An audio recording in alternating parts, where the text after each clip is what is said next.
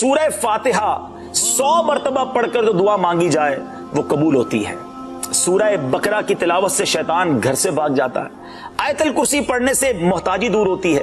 سورہ کہف کو ہمیشہ پڑھنے والا دجال کے فتنوں سے محفوظ رہے گا۔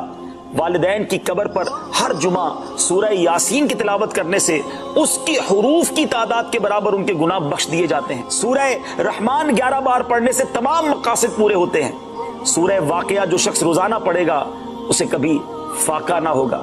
سورہ ملک کو ہر رات پڑھنے والا عذاب قبر سے محفوظ رہے گا۔ سورہ مزمل کو 11 بار پڑھنے سے ہر مشکل آسان ہو جاتی ہے۔ سورہ علم نشرح کو جس مال پر پڑھ دیا جائے اس میں خوب برکت ہوتی ہے۔